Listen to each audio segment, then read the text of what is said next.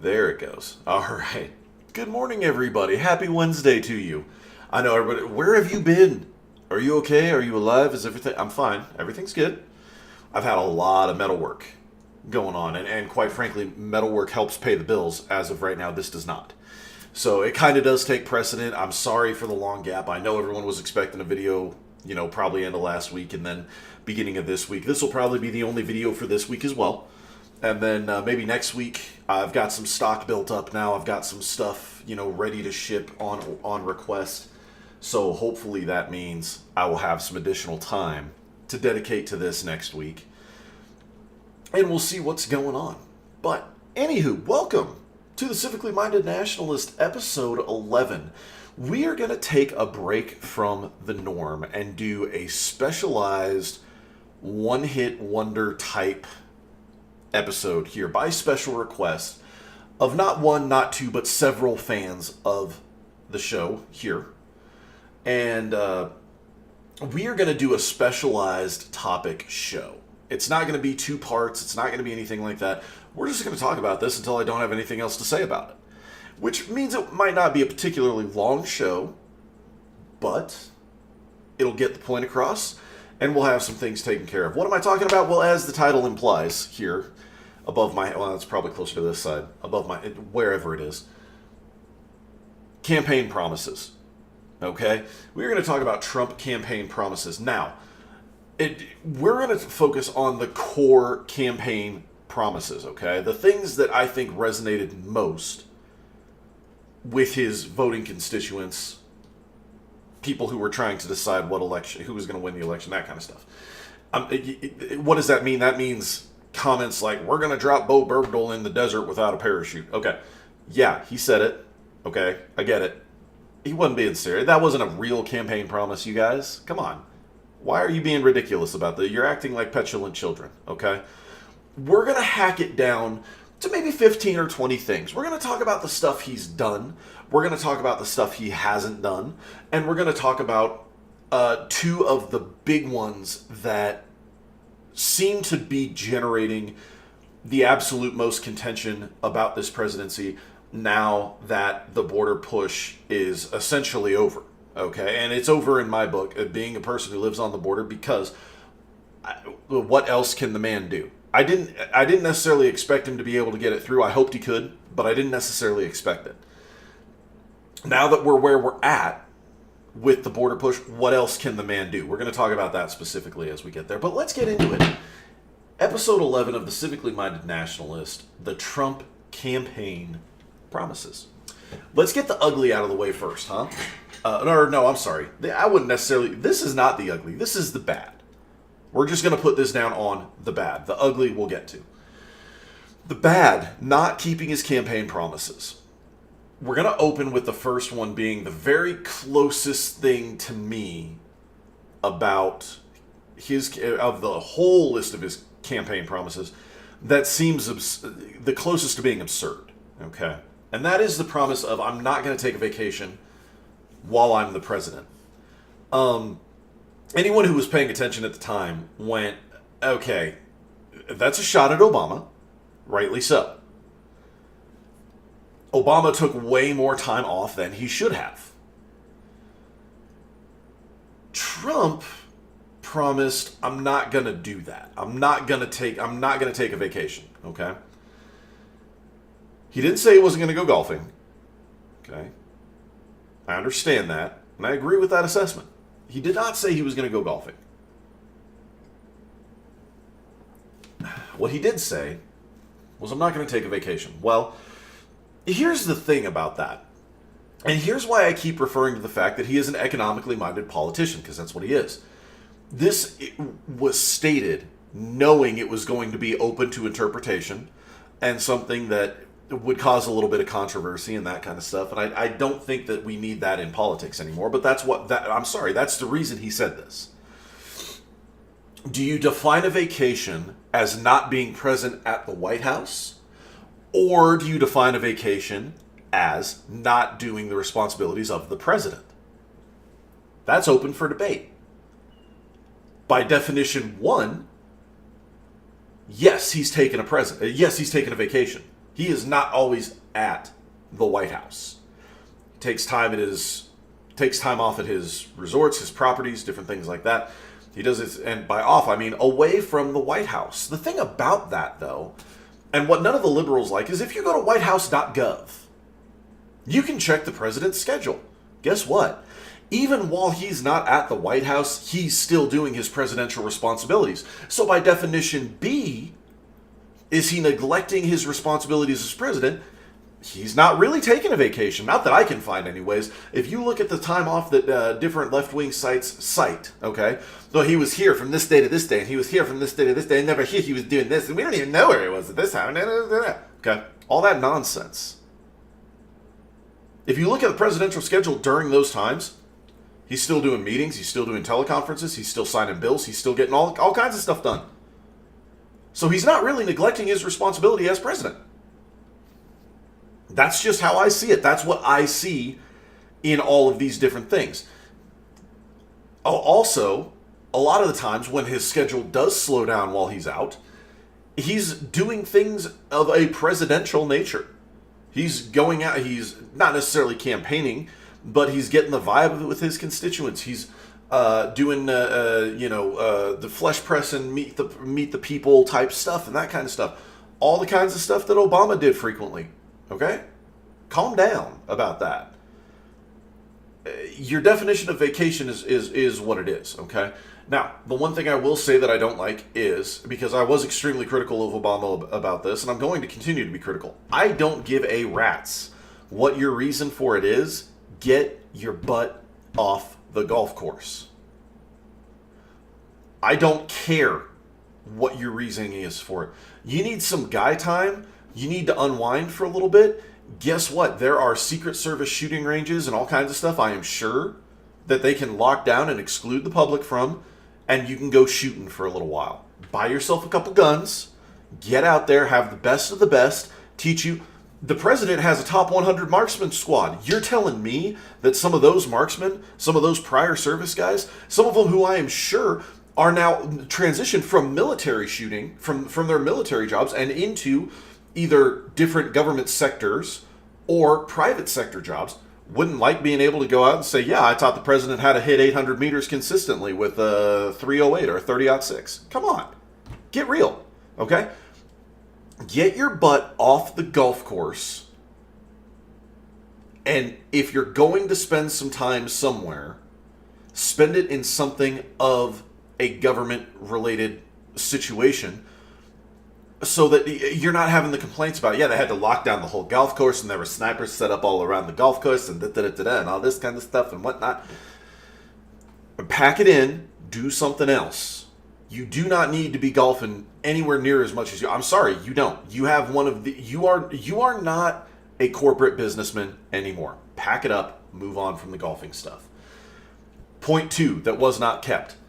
Prosecute Hillary Clinton. And you can say, oh, they tried, they went through and they did all this kind of stuff and No. This is the president of the United States. Okay? He promised to put Hillary Clinton in jail for what she did.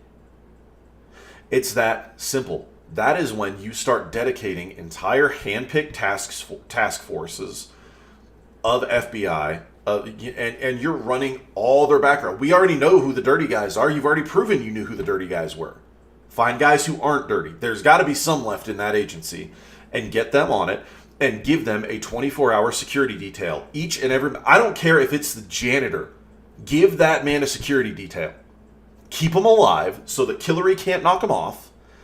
Get the evidence. Put her ass in jail. I don't care if it's for 6 months. Prove that she is not above the reach of the law. You already have an acting FBI director who said, yeah, if it was anybody else, we would have prosecuted her, but it's her, so we're not going to. That means he had enough evidence to make the decision of, yes, we could prosecute her. What more do you need? Take that evidence and prosecute her. That hard? Is that hard? Come on. Don't give me that. You were running off at the mouth, feeding off of people's emotions about Hillary Clinton at the time, and you had no intention to back it up. That's garbage. Point the third, gun-free zones. I just went to Fort Bliss. I live in El Paso. I just went to Fort Bliss yesterday to pick up my prescriptions, my lovely steroids that are destroying my body because my leg is useless. Blah, blah, blah. All these things, okay? Still a gun-free zone. You said you were going to make them not gun-free zones. And now they're gun-free zones, okay? Not cool. Every school that I go to, still a gun-free zone. Not cool. Why can my children, or the children of this community, excuse me, not go to their school, be it private, be it charter, be it public, and have the same protection that my money has at the bank, or that my local politician has, or my local ex-politician has when he goes out and tries to stir up trouble across the street from the Trump rally? Guess what? Old Burrito Beto, Robert O'Rourke, he had armed security. Why can't the kids in this community have the same level of protection? Explain that to me. And one of the good things about that I'm going to harp on real quick, Dysfunctional Veterans, one of my favorite sites. Okay, rude, crude humor, not going to be for all of you, but I laugh way more than I should at that page. They did a poll. They said, would you volunteer 1 day a month to be an armed guard at a local school, whether your children attend or not? And what was interesting was 14%, I think it was either 12 or 14%, I don't have it up, of the people who responded to that poll said no. And it wasn't because they didn't want to protect the kids. It was because they didn't want to be liable. What if I have to shoot a kid? Has anybody thought this through? What if a kid comes at me, draws a weapon 30 feet from me, and starts, gangsta style trying to pop off at me? I laugh because it reminds me of Haji blind firing his AK over the rocks, and I pop that kid in the chest and I drop him. I'm toast. Are you kidding me? I'm not protected. I'm a volunteer. We got to figure out a way to get that type of protection at the schools to keep these kids safe without the people doing the work being accountable, being held responsible, having immunity from having to do what needs to be done, okay? So you haven't made any progress on that. Mental health. This is a kicker for me. This country has turned its back on mental health across the board. It's been referred to me multiple times by someone near and dear to me that mental health has the stigma of being the crap on the bottom of your shoe in the healthcare industry. They don't care about mental health. They don't care about people getting taken care of. They don't care about being able to have the fortitude to say, this person is mentally sick and cannot reintegrate into society. They must, in the best interest of the people in their lives and all that kind of stuff, be kept in a separate populace, because they are going to kill someone, kill themselves, molest, rape, whatever their particular cup of tea mental illness is. They are going to do these things. We're not making any progress in mental health in this country. We're not. You can try to cite whatever statistic you want at me about, well, we're putting this much money into it, and we're doing this, and we're doing that, and the VA has done this. Okay. For the past 20 years, 30 years, 40 years, give me one time when throwing money at the problem actually fixed the problem. I'll wait. You can't do it. I already know you can't do it. I already know we can't do it. It isn't possible to cite a success because it doesn't exist. Throwing money at mental health does not fix the mental health issue. Addressing the stigma of mental health being of lesser importance than physical health, that actually builds progress towards fixing it. There are people who are working diligently to do that. Guess what? It is not the president or his administration. Lastly, concealed carry universal across 50 states. Now, as a matter of fact, it's why so many pro-gun states are going constitutional carry. Because you made this promise and everyone went, you're telling me my Texas carry permit is going to get me access to California? You're telling me that I'm going to be allowed to take my constitutional carry, South Dakota just passed one, my South Dakota constitutional carry rights across state lines into another state that doesn't have constitutional carry, and I'm going to be, come on. You didn't do anything. You could have done something. You had 2 years to do something. You didn't get it done. Promise not kept. Now, let's move on to the good side. Let's look at promises kept. Okay? The border push. We're just going to open with that one because that's the biggest one that's relevant to everybody's attitudes and situations right now. The border push. Please explain to me, mind you, I live on the border. So pack a lunch and bring all your facts before you start this. But if you have a valid point, please explain to me what more could he do at this point. Yes, coulda, woulda, shoulda. Should he have done everything that he's done? Should he have wrapped up that whole push 6 months ago and flipped the bird to Pelosi and done what we all, those of us paying attention, said, which was, you are not winning any popularity contests among Democrats or fence riders by trying to politic your way into this. You can't politic your way into this because they're too indoctrinated. Period.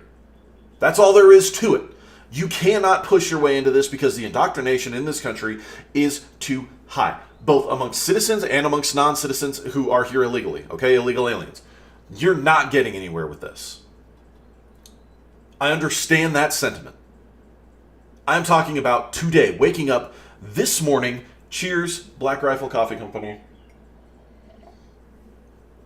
Caffeine and hate, get you some. This is actually caffeine and hate. This one's not Thin Blue Line. Anyways, I freeze-dried it. That's how I have it. What else can he do waking up this morning, sipping your coffee, going to your job, doing your business? What else can the man do today? I don't see anything else. I do not see anything else. Yes, we have a long push. We already knew we were going to have a long legal push, a huge legal battle. We already knew that. To me, one of his most critical, I'm hoping objective critics, I don't see what else the man can do on this topic. I just don't. Trade. The man made China buy rice. Moving on. Iran deal. We pulled out. We're done. We're not doing the Iran deal anymore. Good. He held up to that. Paris Accord. I'm going to be honest with you. I was kind of with, doggone it. Glenn. What's his? Glenn Beck. On Paris Accord. His daughter is a loon. She is. I know everyone's like, oh, but she's so prim and proper, and she's just so great, and she's awesome. She's the spitting image of it's great. It's just like it. It's like, no, she's a loon. She's a moonbat. Every now and then she says the right things, does the right things, song and dance for everybody. But no, she's a moonbat, and she was big on this environmental BS Paris Accord. I didn't think there was any way that he was going to actually follow through on any of it, but he did. Props to him for that. I was wrong on that. I like it. Jobs, namely Ford. You go to Mexico, you're toast. Quit taking American jobs and putting them somewhere else. Followed up with resounding success. Really, the only people who haven't followed suit are the outspokable left-wing whack jobs who are going to, they don't care what the penalty is to their company. They will make a bad business decision just to spite Trump. Everyone else has pretty much fallen in line, followed suit. I like that. Economic growth. Record low black unemployment, record low Hispanic unemployment, record low foods okay,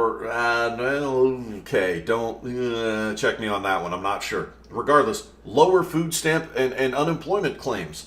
I don't know about record low, but lower.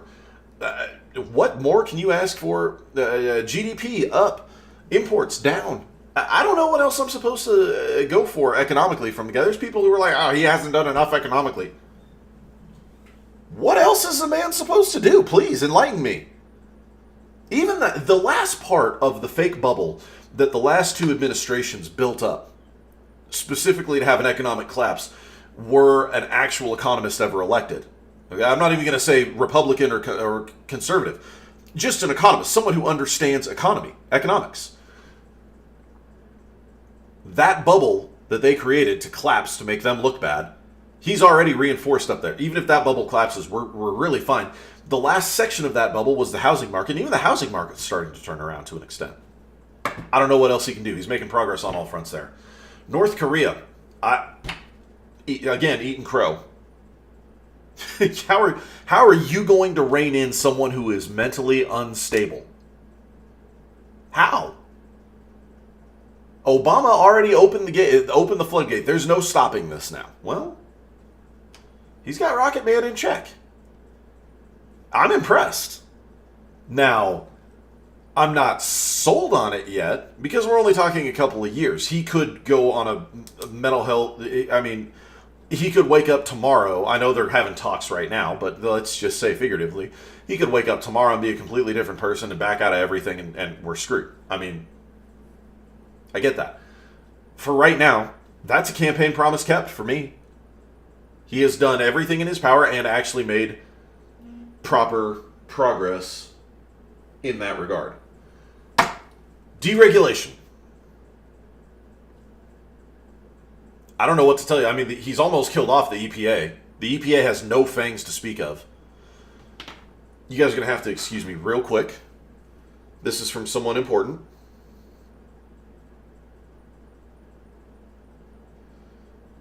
I am not watching right now Miss R, but I intend to follow up. For anybody who's wondering, right now the Cohen testimonies are going on where he's supposed to drop some bombshell about this is the proof that he did something illegal in office. Okay, sure it is. So, anywho,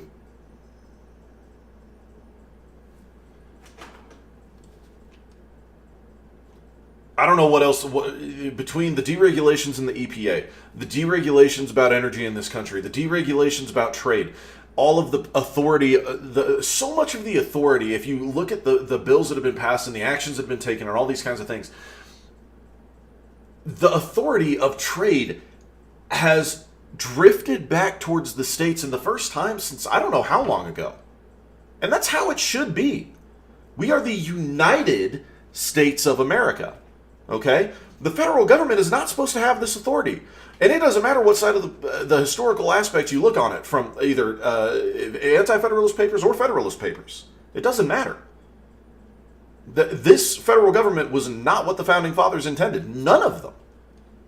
And it's drifting back to the states, and that's a good thing, and I like that, and that's how it's supposed to go. Obama's executive orders, tons of those have been decimated. No question there. You can't sit there. Now, I don't like the fact that he has used executive orders in certain areas. In other areas, he's used executive orders accordingly. I'm not saying his record on executive orders is perfect. I don't like it, frankly. But his promise was to end a bunch of the Obama-era executive orders. And he's done that. It's difficult to say that he hasn't because he, in fact, has. Tax cuts. We all see it, and they complain about it. I didn't get as much back in my refund this year. You took my money. Your tax cuts just went to the rich people. No, you didn't get as much back in your taxes this year because you didn't pay as much in taxes. If you paid 100% last year and you only paid 91% this year, that's a reduction of 9%, so you can expect a 9% reduction in your tax return because you didn't pay it. It's math. And I know math is not anybody's strong, is not the majority of the populace's strong point at this point, but follow me around the room here real quick. It isn't that he took money from you and gave it to his rich buddies like the left-wing media wants you to believe. Has nothing to do with that at all. None of it. That's not the problem. That's going to get still framed. That face I just made, I saw it in my peripheral. That's going to get still framed.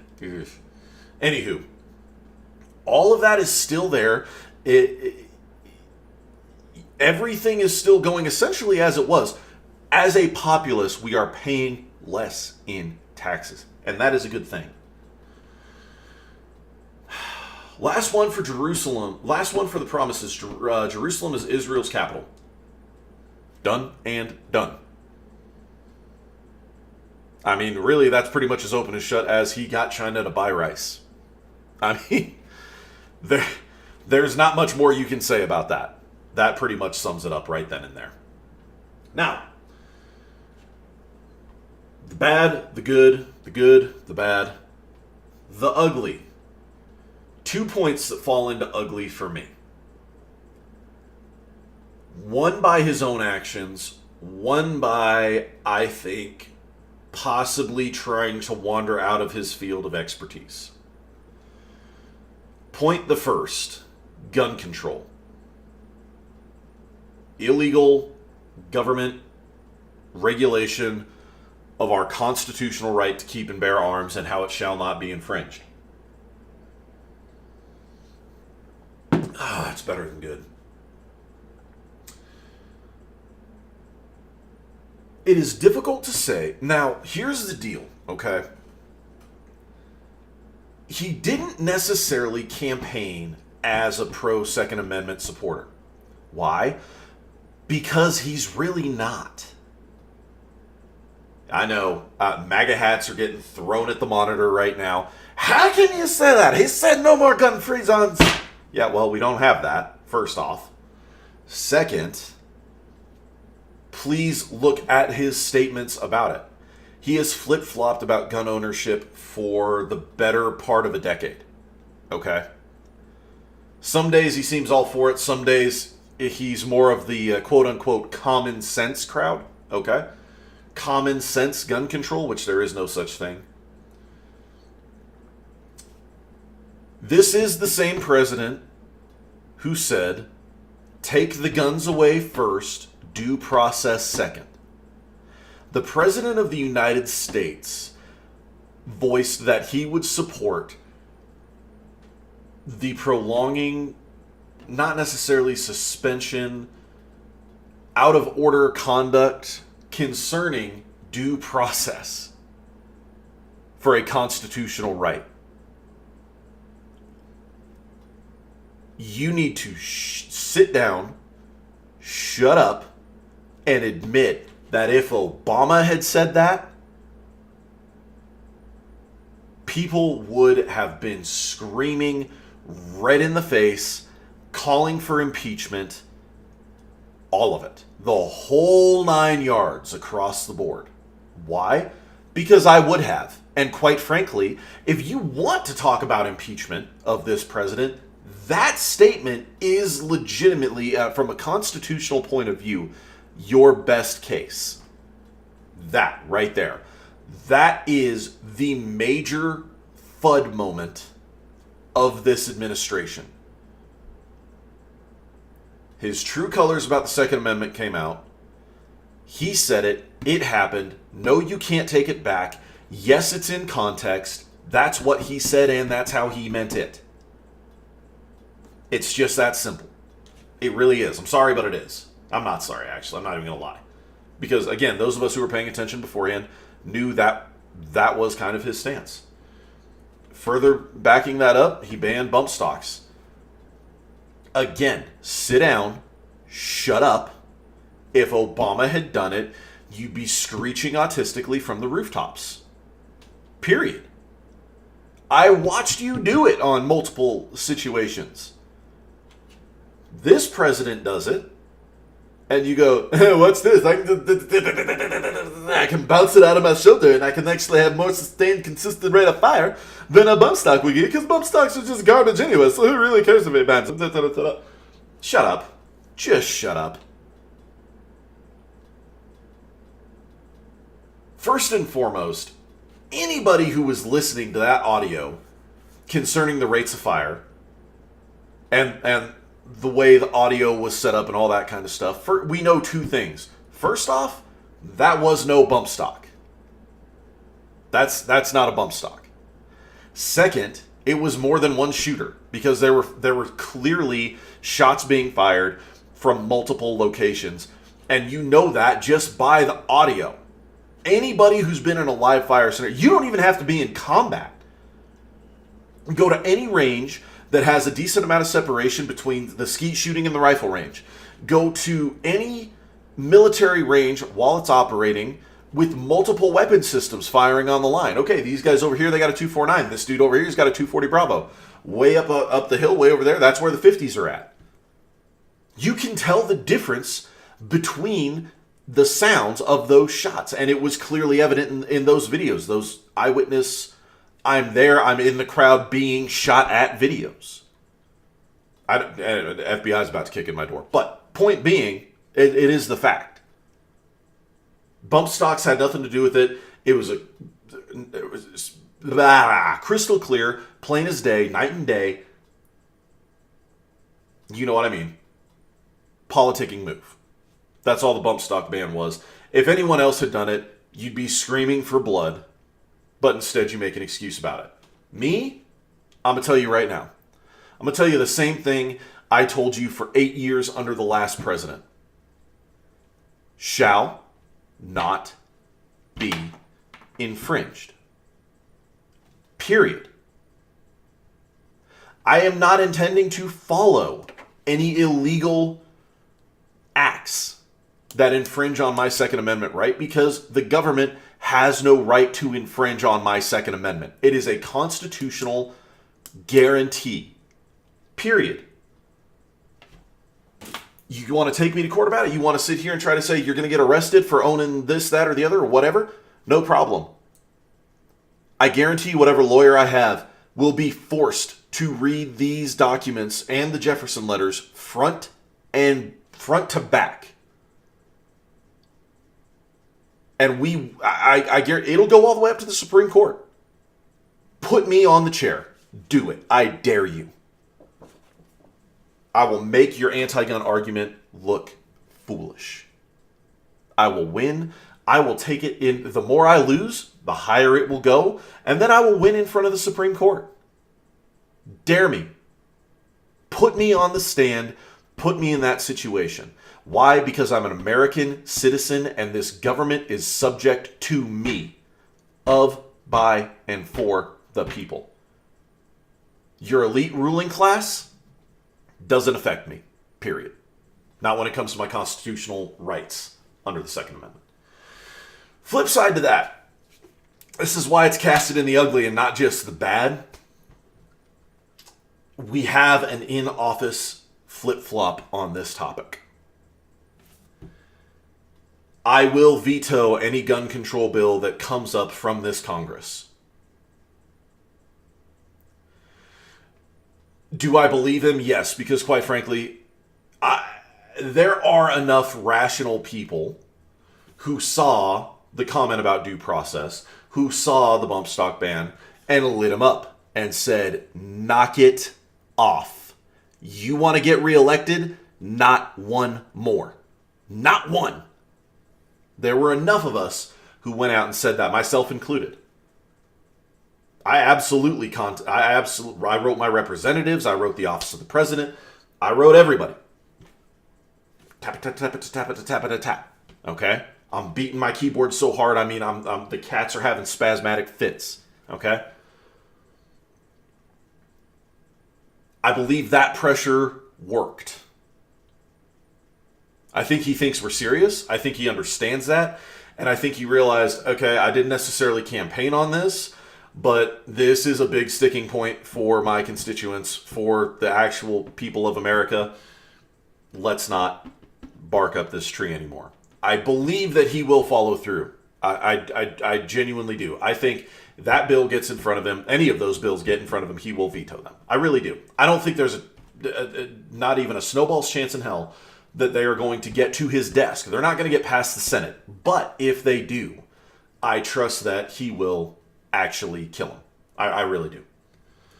I think the gun control bills are simply politicking, and I think they're designed as a scare tactic about Pelosi's statements concerning, well, if he's going to enact a state of emergency about the border, we're going to enact a state of emergency to violate your constitutional rights, which I've already made my feelings very clear about, and I stand by them.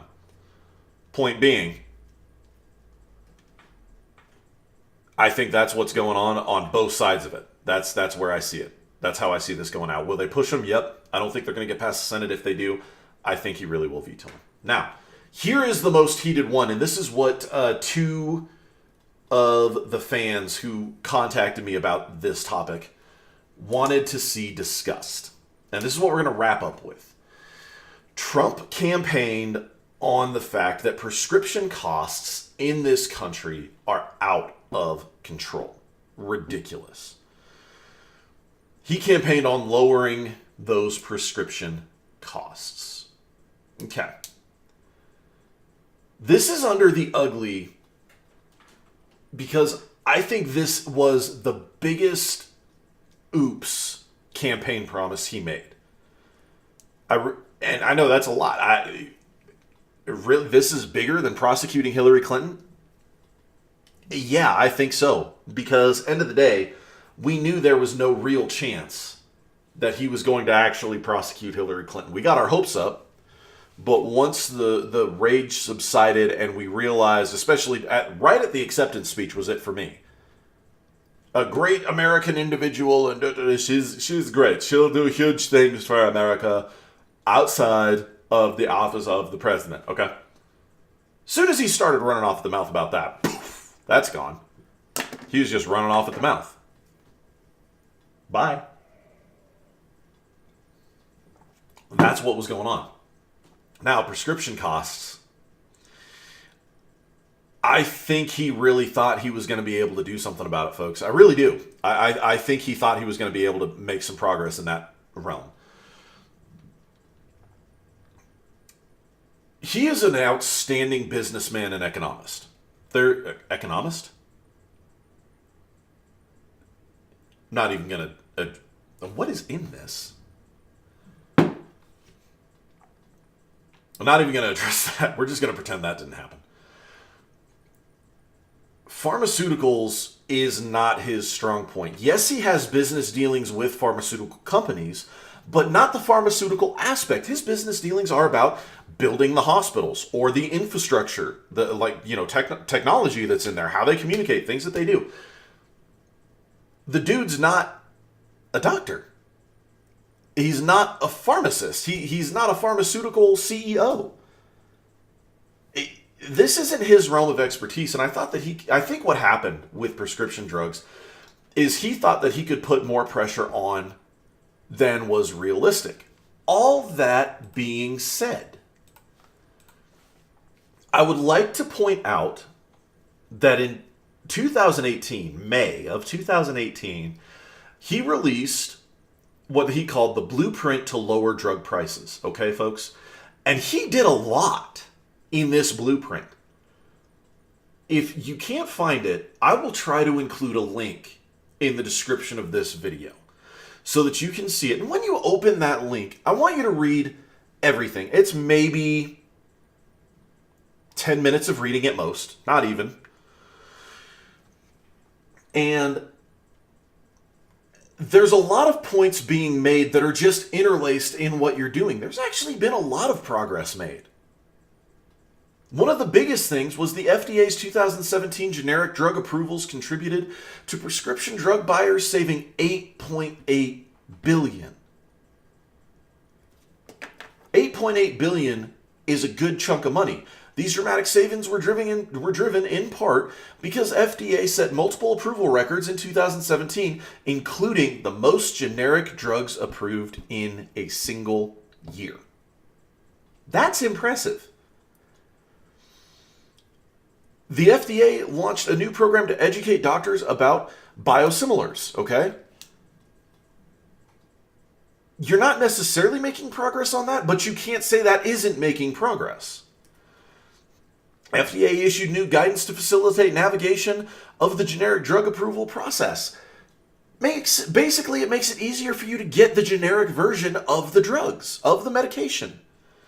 A recently finalized change to Medicare will save seniors an estimated $320 million in 2018 by reforming 340B drug payments. $320 million isn't a lot, but you have to understand this opens the door to being able to expand those actions. Once he's done that in 2018, he's had about half of 2018 to work with that. Now he's rolling into 2019 and he's going to be able to say, look, this worked. Let's expand this. That's just the last section of it, okay? Because I think those are the things that people more easily understand. There are so many tweaks and adjustments to Part D, Part B, prescription medication in general, all kinds of stuff in here to help lower the general cost of prescriptions. The thing about it is, I think he campaigned on it, and this is why it's so ugly, as I'm going to go in, kick the door in, punch everybody in the face, and get them to fall in line. Pharmaceuticals are way too powerful for that. Way too powerful for that. They've got a immunization for HPV there is a court ruling that it kills people. It's still being pushed. Can you imagine? Imagine if you were running a restaurant and you killed whatever it boils down to percentage-wise of the people who walked in your door. They got food poisoning and died from your restaurant. You'd be in jail.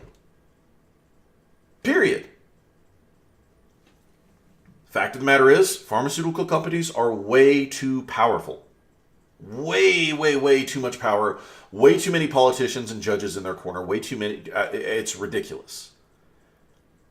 Every ounce of corruption that you apply to the federal government, you can apply just as much, if not more, to the pharmaceutical companies in this country. Period. That's just how it is. I know a lot of people, are you some anti-vaxxer? No, my kids are vaccinated. No, they did not get every single vaccine. They got the ones I grew up on. That's simple. A lot of the other vaccines are excessive. Not necessary. I don't see the point. I'm one of those people who, for instance, here's a little tidbit about me. I can go to the VA or to my military doctor, and I can get a prescription for opiates like that. All I got to do is have them pull up my medical history about my leg and my back. That's it, and they'll write them for me. Guess what? I don't take them. The most that I take is if the pain is debilitating, I will take one very small dose that I am prescribed if I have to go, and the rest of them get turned in when the prescription expires. The last time I had a bottle of that type of medication was, I can't tell you how long ago. It's been a while. I took like 2 of them. Other than that, I take ibuprofen, which I know, really? You're taking ibuprofen? That stuff kills your liver. Yeah, I know. But, Ranger candy. It is what it is. So, that's the type of person I am. If it's not a medical necessity, I don't put it in my body. It's that simple. And I feel the same way about that. I'm not an anti-vaxxer. I'm not sitting here trying to tell you, it's a conspiracy. That's not my point. My point is, these companies are too powerful. And it is going to take him time. He went in with a shotgun attitude, and he's digressed to a scalpel and surgical tools to backdoor his way into it. He's been shut down across the board. He finally got to the point where he is actually getting in and making changes to this stuff. You cannot shake a stick at $8.8 billion in savings. Couple that with the $320 million that they anticipated to save through 340B changes, and that's $8.9 billion. $8.9 billion. You are talking almost $10 billion with a B, billion. To say that he is not actually accomplishing anything isn't accurate. Yes, he promised the shotgun approach. That didn't work. He's having to backdoor his way in. But he is doing it. And he is making changes. And he has set up the framework to, over the next couple of years, be able to really drive his points home. These changes are working. There is no reason to not do these things. We haven't crippled the medical business in this country by doing these things. We should expand this so that people can still get the medicine that they need to function without having to sacrifice their quality of life. That's what he's doing. That's how he's getting that done, is by backdooring it in the way he is. Give it time. I understand this is incredibly frustrating for many, many Americans. I hear you. I cannot empathize. I'm sorry, I can't. I grew up in a military household, so I've always had TRICARE. And I'm medically retired from the military now. I'm still on TRICARE. Those kinds of things really don't bother me because even my expensive stuff, like the steroids and all that kind of stuff to keep my muscles alive in my leg, even that's pretty cheap for me. It just is. I mean, I hear you and I understand I clearly understand your attitude towards the situation. I get it, and you have a point. My point is the way he thinks it's going versus the way he thought it was going to go versus how it actually went are two very different things. That does not mean he isn't making progress on it. Give it some more time. He is going to get there, and he has laid the foundation to get there. He really has. It's the link that I'm going to share with you guys in the description of this video and on the Facebook page. Thank you guys very much. That concludes our single topic episode for today. I was able to talk about 45 minutes. Talk for 45 minutes on campaign promises. I'm going to take that. Realistically, it was like 40, but still. Thank you guys very much for your continuing support. I'm not going anywhere. I promise. Just life is busy right now. Appreciate everything. To the fans of the page who are going through some medical stuff right now, you guys know who you are. Thank you very much for your continued support. I hope everything goes well for you guys. For everybody who's been supporting the metalwork business, Third Wheel Fabrication, I very much appreciate that as well. I've had a lot of fun making the flowers for you guys. It's been great. I'm glad that everybody who's got them so far has liked them and enjoyed them, and they've been well received. So, you guys take care. Have a safe week. Have a good week. Be smart. Don't do dumb stuff. What's dumb stuff? Dumb stuff is stuff you can avoid. Don't be a communist. Stand by. Stand by.